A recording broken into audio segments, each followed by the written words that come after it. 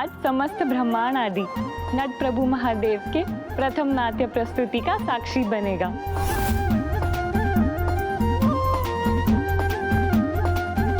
प्रभु महादेव ने अपने नाट्य हेतु कितने रुचिकर प्रसंग का चुनाव किया है, वो तो स्वयं अर्थात महादेव और श्री हरि नारायण दोनों के पात्र निभाएंगे। प्रभु के प्रथम नाट्य के दर्शक बनना तो हमारा सौभाग्य है।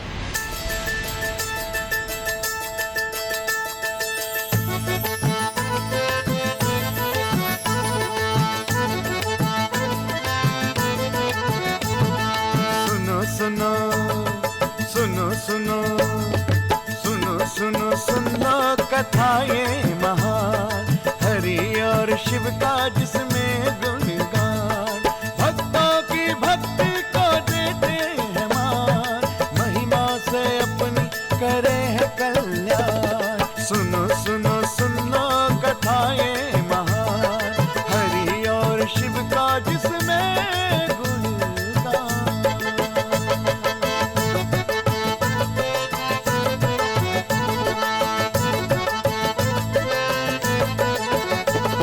बहुत पुरानी बात है ये, एक राक्षस था शक्तिशाली, वर पाने को जिसने शिव से तप करने की मन में ठानी, पद्मासन में तप शुरू किया, वर्षों तक भी ना सफल हुआ। वृक्षासन में एक पैर पे वो तब भीषण तप फिर करने लगा। ओम नमः शिवाय।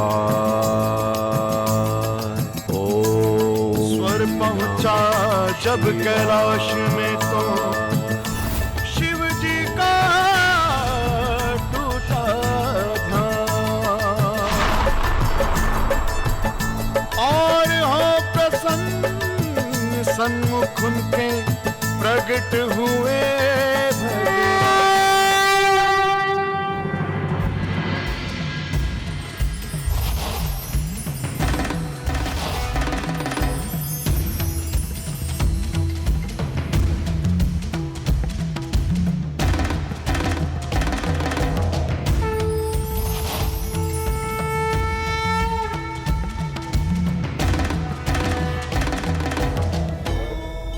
नहीं, ये प्रभु नट रूप में कैसे हो सकते हैं?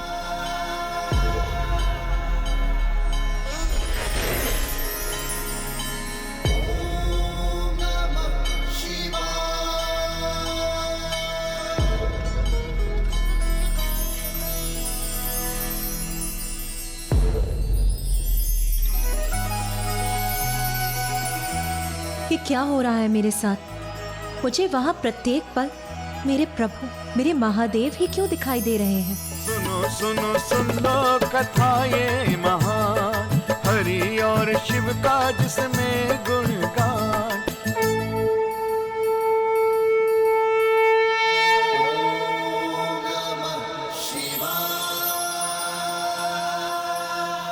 प्रभु तब स्वीकार करो मेरा, शक्ति ऐसी दे दो वर में, जिस सर पर दाया हाथ रखूं हो जाए भस्म वो एक क्षण में। होकर प्रसन्न तब से तेरे देता हूं मैं ये वरदान, अब जाना जाएगा जग में भस्मासुर तेरा नाम, तथास्तु। झूम नाचे पाके भस्मासुर नाम, मन चाहा शिव जी से पाया वरदान। सुनो सुनो सुनो कथा ये महान, हरि और शिव का जिसमें गुणगान। आभास नहीं था शिव जी को क्या अगले क्षण घटने वाला, वरदान परीक्षण उन पे ही भस्मासुर है करने वाला।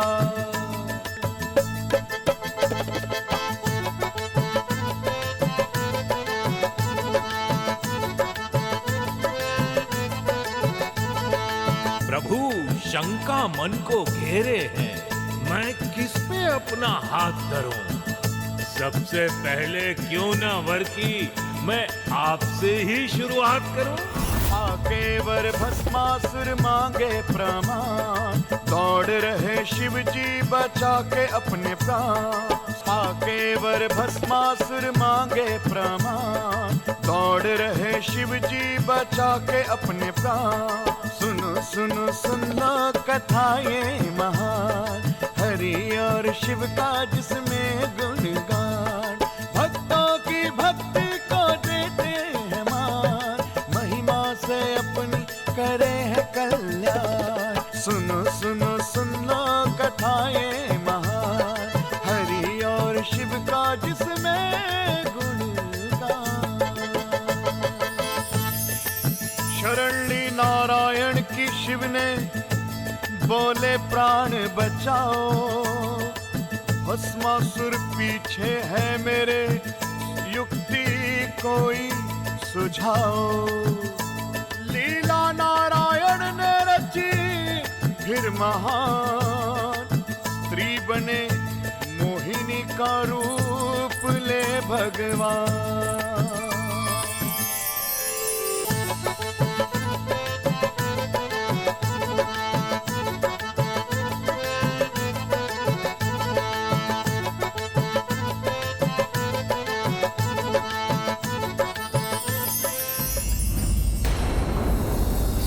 सुंदरी, मन को तुमने मोह लिया मेरे आज।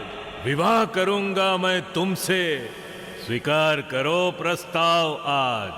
पारंगत नृत्य में जो न माने अपनी हार, ऐसा जीवन साथी हो तो कर लूं मैं स्वीकार। मुद्राएं मेरे जैसी तुम करके मुझे दिखाना, भूल कहीं भी की तुमने तो भूल मुझे भी जाना, तो भूल मुझे भी जाना। थिरक थिरक थिरके कंठ, थिरक थिरक थिरके नयन। थिरक थिरक थिरके कंठ, थिरक थिरक थिरके नयन। करे चपल भस्मासुर मोहिनी का अनुकरण।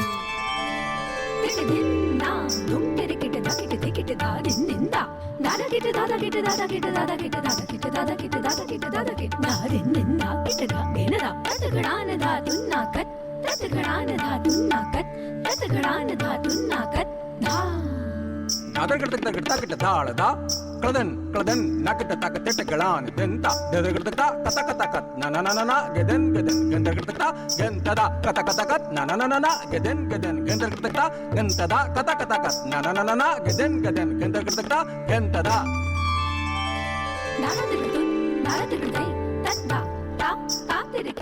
अद्भुत अप्रतिम घंटारान दंता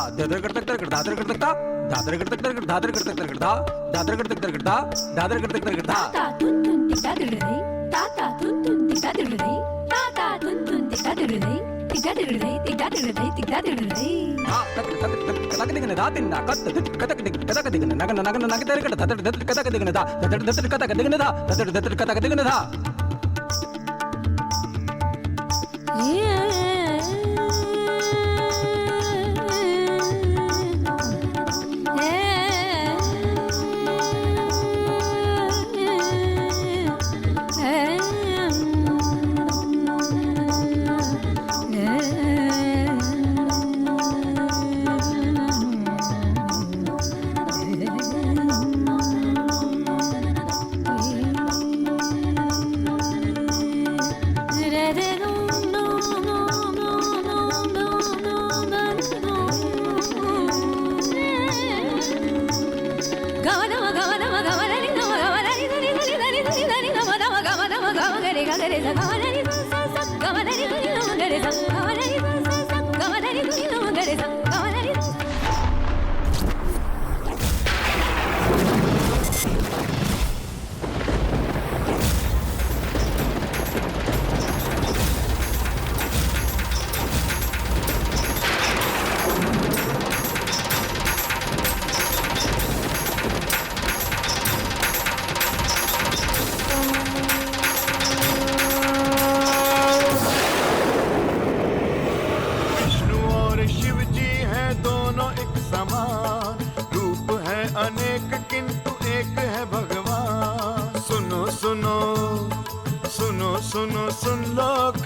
ये महान, हरि और शिव का जिसमें गुणगान, भक्तों की भक्ति को देते हैं मान, महिमा से अपनी करे है कल्याण। सुनो सुनो सुन लो कथा ये महान, हरि और शिव का जिसमें गुणगान।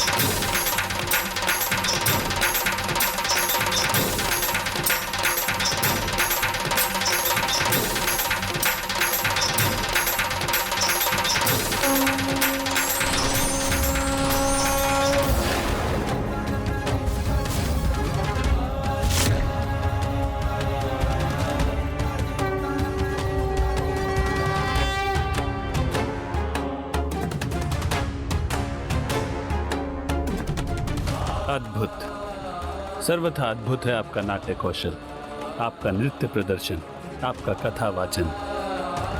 हे महादेव, हे महान नटराज।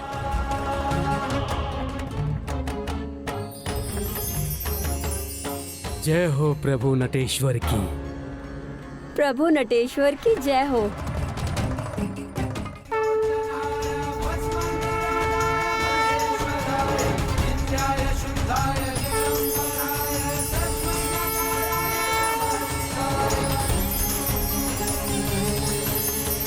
प्रभु की ये कैसी लीला है, ये तो ज्ञात नहीं, किंतु इतना अवश्य ज्ञात हो गया है मुझे कि ये नटराज अवश्य मेरे परम महादेव ही हैं।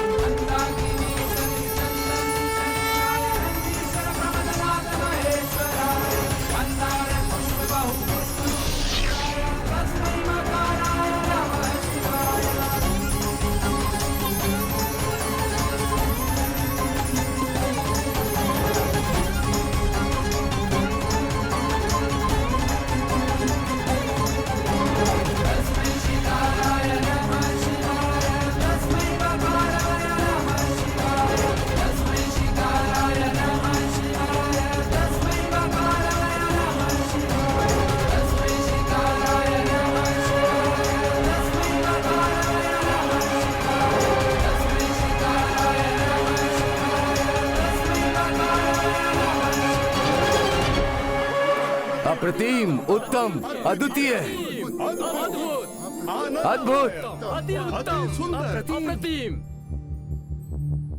प्रभु के नट रूप में उनकी प्रथम स्तुति का दर्शक बनना तो अत्यंत अपूर्व अनुभव रहा होगा ना लंकेश, जिसके कारण उन्हें अनेक नाम भी प्राप्त हुए, जैसे आदि नट, नटेश्वर, नटराज और सुनट नर्तक।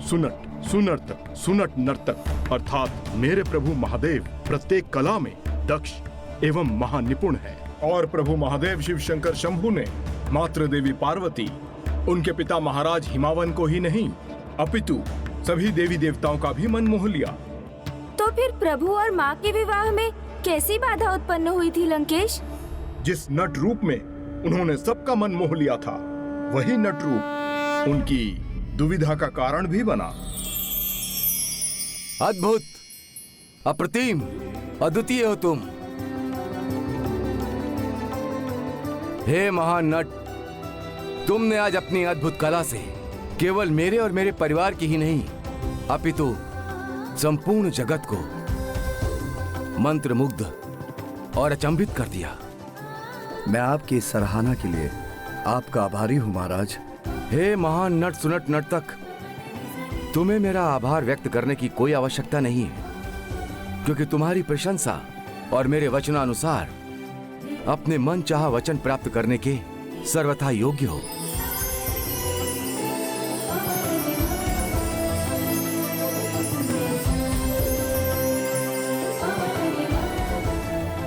अब मुझे ये ज्ञात हो चुका है कि इन नट के रूप में ये मेरे स्वामी ही हैं। तो सभी के समक्ष प्रभु के वास्तविक परिचय को उजागर करने के पूर्व मुझे ये भी ज्ञात करना चाहिए कि उनकी इस लीला के पीछे क्या कारण है।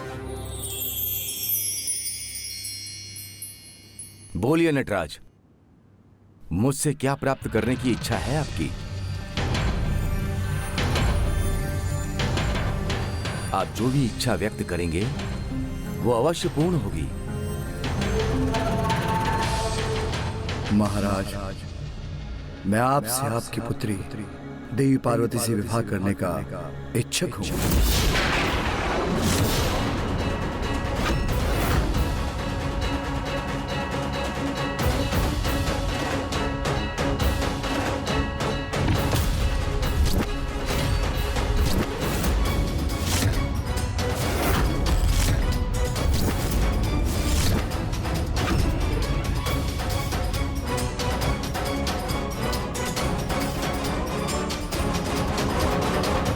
नट, अपने इन अनुचित वचनों को लौटा लो। किंतु मेरी तो यही इच्छा है महाराज, विधि पूर्वक विवाह संबंध हेतु मेरे हाथ में सौंप दे। दुस्साहसी नट, तुम अपनी समस्त सीमाएं लांघ रहे हो। तुमने इसकी कल्पना भी कैसे की? मैं हिमालय का अधिपति अपनी प्रिय पुत्री पार्वती का हाथ तुम जैसे तुच्छ नट के हाथ में सौंप दूंगा, जिसके पास ना कोई धन है ना संपत्ति। एक पिता द्वारा अपनी पुत्री, वो भी एक राजकुमारी का हाथ एक साधारण से नट को सौंपना, जो कि यहाँ वहाँ भटक कर अपना जीवन यापन करता है, ये कैसे संभव है भला? अपनी ऐसी इच्छा व्यक्त करने से पूर्व एक बार विचार तो किया होता।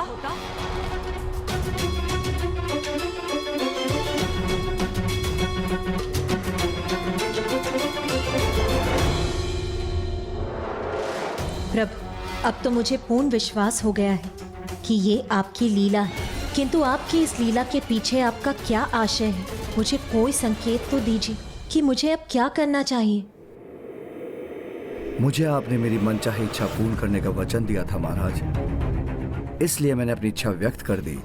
किंतु यदि आपके अनुसार मैंने अपनी सीमाओं को लांघा है तो मुझे क्षमा कर दीजिए। और अब यह आपकी इच्छा है कि आप अपना वचन पूर्ण करें अथवा नहीं। भले ही मुझे अपने वचन को भंग करने का भागी बनना पड़े, किंतु मैं तुम्हें अपनी पुत्री का हाथ कदापि नहीं सौंपूंगा, कदापि नहीं सौंपूंगा, कदापि नहीं सौंपूंगा।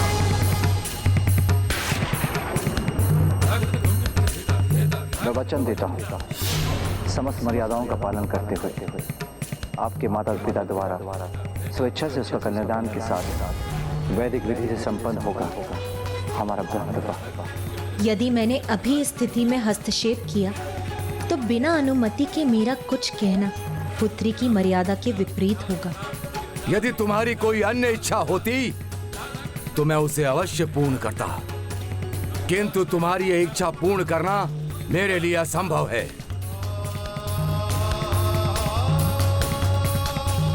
किंतु मेरी तो यही एकमात्र इच्छा है महाराज।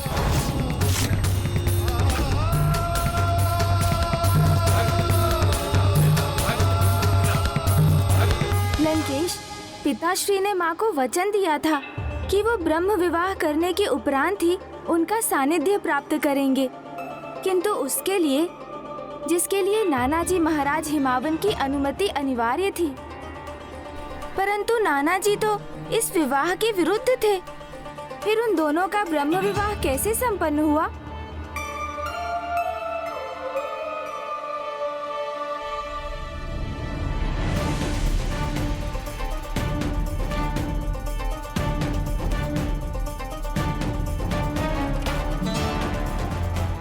मुझे बताइए ना लंकेश, ब्रह्म विवाह तो माता पिता की अनुमति के बिना सर्वथा असंभव है, तो फिर प्रभु ने क्या किया? गौरी पुत्र, आप अपनी उत्सुकता में इतने विचलित हो रहे हैं, ये देखना मुझे भा तो नहीं रहा, किंतु आपको कुछ और समय प्रतीक्षा करनी ही होगी। मैं आपको संपूर्ण कथा अवश्य सुनाऊंगा, किंतु सर्वप्रथम मुझे अपनी पूजा पूर्ण करने दीजिए, जो अभी तक संपन्न नहीं हो सकी है। आइए, आप भी बैठ जाइए। ओम नमः शिवाय, ओम नमः शिवाय, ओम नमः शिवाय, सुगंधिं पुष्टिवर्धनम् उर्वारुकमिव बन्धनामृत्येर्मुक्षीमामृता। ओम नमः शिवाय। चिंता मत कीजिए गौरी पुत्र, अब मैं पुनः प्रकट हो गया हूं और आपको कथा सुनाने का दायित्व मेरा है। प्रभु और देवी पार्वती दोनों ही विवश थे, क्योंकि प्रभु ब्रह्म विवाह के मर्यादा के विरुद्ध नहीं जा सकते थे और देवी पार्वती पुत्री की मर्यादा का पालन कर रही थी। उधर दूसरी ओर महाराज हिमावन सुनट नर्तक का प्रस्ताव कदापि स्वीकार नहीं करने वाले थे। यदि मैंने तुम्हें इच्छा पूर्ण करने का वचन नहीं दिया होता, तो इस दुस्साहस हेतु मैं तुम्हें उचित दंड देता। महाराज, देवी पार्वती के पिता हैं आप, और कन्या के पिता का मत तो सर्वमान्य होना चाहिए। इसलिए देवी पार्वती का कन्यादान तो आपकी इच्छा और निर्णय के अनुरूप होगा। किंतु मेरा आपसे अनुरोध है, यदि आप अपना क्रोध त्याग कर और मुझे अपनी योग्यता प्रमाणित करने का एक और अवसर प्रदान करने की कृपा करें। नट, तुम्हारी कथा के अनुसार भस्मासुर का इतना भयंकर अंत हुआ क्योंकि उसने अनुचित इच्छा की थी। वही तुम भी कर रहे हो। ऐसी इच्छा जो तुम्हें नहीं करनी चाहिए। इच्छाओं की तो कोई सीमा नहीं होती महाराज, किंतु इच्छा पूर्ति के लिए किया गया कर्म वो मर्यादा की सीमा में ही रहना चाहिए, क्योंकि मर्यादाओं का उल्लंघन कर संपन्न किया गया कार्य सफल होकर भी सफल नहीं होता। अपने आत्मसम्मान को स्थिर रखकर मर्यादाओं का उल्लंघन ना करे तो सफलता दूर नहीं होती। इसलिए मेरा मर्यादित आचरण अवश्य मेरी सफलता का कारण बनेगा। कदापि नहीं, ऐसा कदापि नहीं होगा, कदापि नहीं। महाराज, आप कन्या के पिता हैं, जो एक बहुत बड़ा उत्तरदायित्व है। अपनी पुत्री के लिए एक उचित वर चुनने का अधिकार है आपको,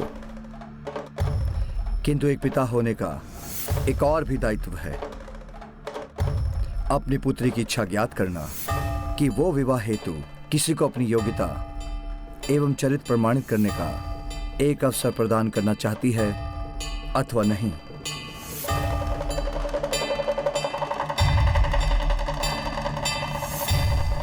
मैं अत्यंत कुपित हूं उस नट से, किंतु उसने उचित कहा कि मुझे पुत्री पार्वती को अपनी इच्छा व्यक्त करने की अनुमति अवश्य देनी चाहिए। कहीं महाराज इन नट के सुझाव को स्वीकार करने तो नहीं जा रहे हैं?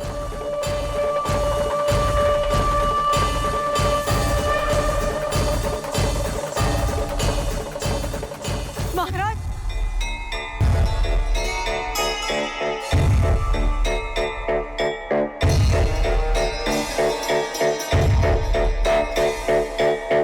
अर्थात प्रभु ने अपने सुनट नर्तक अवतार की लीला से नानाजी महाराज हिमावन के उदाहरण को माध्यम बना के संसार को ये सीख प्रदान की है कि यदि अपनी कन्या के लिए उचित वर का चुनाव करना एक पिता का दायित्व है, तो अपनी पुत्री की इच्छा ज्ञात करना भी एक पिता का कर्तव्य है।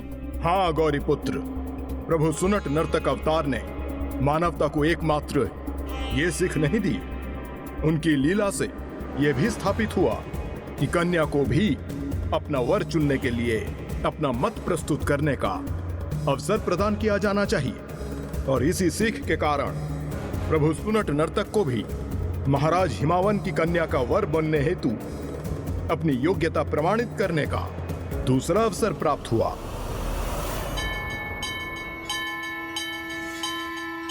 मेरी पुत्री तुम्हें एक अवसर और देना चाहती है, इसीलिए मैं तुम्हें अपनी योग्यता सिद्ध करने हेतु अनुमति देता हूं। महाराज, आपने मुझे अवसर दिया जिसके लिए मैं आपका आभारी हूं। अन्यथा मर्यादा की रक्षा हेतु मैं यहां से प्रस्थान कर चुका होता, क्योंकि मेरा विश्वास है किसी भी कार्य की संपूर्णता मर्यादित आचरण से ही प्राप्त हो सकती है। इसलिए विवाह का प्रस्ताव भी मर्यादित होना चाहिए। जो विवाह संपन्न करने हेतु 7 मुख्य मर्यादाओं का प्रथम एवं अत्यंत महत्वपूर्ण भाग है। इसलिए विवाह प्रस्ताव की प्रथम मर्यादा के अनुसार वर पक्ष के वरिष्ठ सदस्य को विवाह प्रस्ताव लेकर कन्या के माता पिता के समक्ष जाना चाहिए, क्योंकि कन्यादान तो महादान और महात्याग है, जिसके कारण कन्या पक्ष के स्थान को ही उच्च स्थान माना गया है। दूसरी मर्यादा बड़ों का आदर सम्मान, क्योंकि दोनों पक्षों के वरिष्ठ सदस्य विशेष रूप से पितामह एवं पितामही यदि वो जीवित हैं तो उनके अथवा माता पिता के आशीर्वाद से ही ब्रह्म विवाह पूर्ण होता है। उनकी अनुमति और सहमति के बिना विवाह संपन्न अवश्य हो जाए, किंतु पूर्ण नहीं होता। तीसरी मर्यादा लेन देन से संबंधित है। विवाह का संबंध व्यापार के संबंध से नहीं जोड़ा जा सकता, इसलिए उसमें शुभकामनाओं के अतिरिक्त किसी भी प्रकार का लेन देन कदापि नहीं होना चाहिए।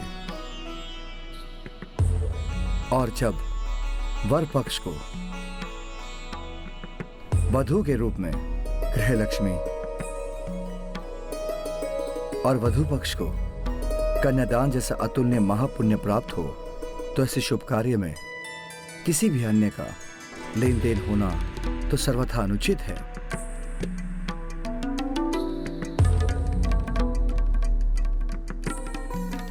चौथी मर्यादा गुप्त प्रयोजन से संबंधित है। यदि विवाह किसी भी गुप्त प्रयोजन हेतु हो रहा हो तो संपूर्णता प्राप्त नहीं करता, अर्थात वो ब्रह्म विवाह नहीं होता, क्योंकि विवाह संबंध स्थापित करने में किसी भी स्वार्थ का कोई स्थान नहीं। आपने सर्वथा उचित कहा देवी, क्योंकि मर्यादाओं को निभाए बिना कोई भी कार्य न तो शुभ होता है और न ही पूर्ण होता है।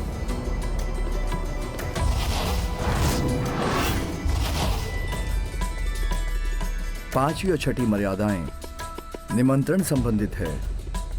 मर्यादा के अनुसार विवाह निमंत्रण सदैव परिवार के वरिष्ठतम सदस्य की ओर से जाना चाहिए और प्रथम निमंत्रण प्रथम पूज्य विघ्नहर्ता गणेश जी को ही भेजा जाना चाहिए, क्योंकि विघ्नहर्ता होने के कारण वो शुभ कार्यों से सभी विघ्नों को दूर रखते हैं।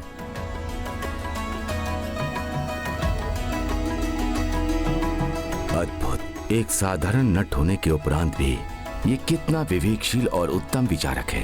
प्रशंसनीय है इसकी वाणी। चाहे ये कितना भी बुद्धिमान, कितना भी उत्तम एवं गुणवान वक्ता क्यों ना हो, किंतु ये मेरी पुत्री से विवाह करने योग्य नहीं है। मैं इस निर्धन नट को अपनी पुत्री कभी नहीं दूंगी।